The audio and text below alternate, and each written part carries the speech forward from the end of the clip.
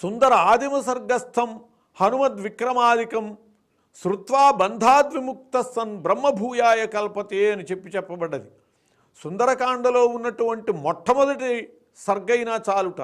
సుందర ఆదిమ సర్గస్థం హనుమద్విక్రమాదికం.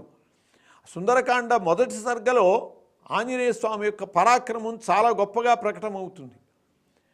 చాలా విశేషాలు ఉన్నాయి అందులో. సత్వరజస్తమో గుణాలకి అతీతత్వము ఆ ప్రథమ సర్గలో కనపడుతుంది. మైనాకుని యొక్క ఆహ్వానాన్ని అంగీకరించాడు. ఆతిథ్యం స్వీకరించకుండగా ఆగకుండగా సాత్విక నిరోధాన్ని తప్పించుకుని వెళ్ళాడు. సురస పరీక్షించటానికి వచ్చింది రాజస నిరోధం, ఆమెని ఉపాయంతో తప్పించుకుని వెళ్ళాడు.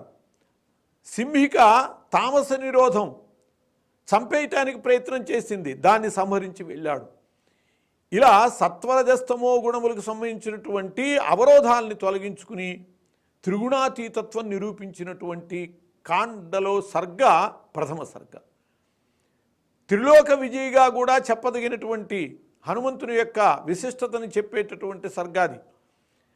మైనాకుడు భూలోకానికి ప్రతీక. ఎందువల్లంటే ఆయన భూధరము కొండ, సురస నాగమాత పాతాళలోకానికి ప్రతీక, సింహిక దేవయోని ఊర్ధ్వలోకానికి ప్రతీక.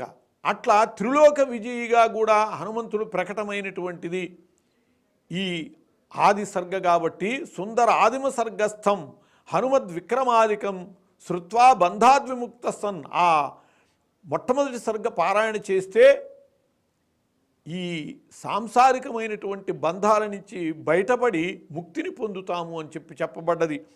ఆ ఒక్క సర్గకే అంత శక్తి ఉన్నది. ఈ సుందరకాండ ఎంత విశిష్టమైనది అంటే ఏతత్ సుందరకాండేన సమో మంత్రో నవిద్యతే అని అన్నారు. ఇది మహామంత్రం. ఈ సుందరకాండ అనేటటువంటి మంత్రముతో సమానమైన మంత్రమే లేదు అన్నారు. తత్పారాయణత సిద్ధి యది నైవ భవేద్భువి. ఈ సుందరకాండ పారాయణ వల్ల కనుక ప్రయోజనం లేకపోతే నాకేనాపి భవేత్ సిద్ధిరితి బ్రహ్మానుశాసనం అన్నారు. ఇంకా దేనివల్ల కూడా ప్రయోజనం ఉండదు.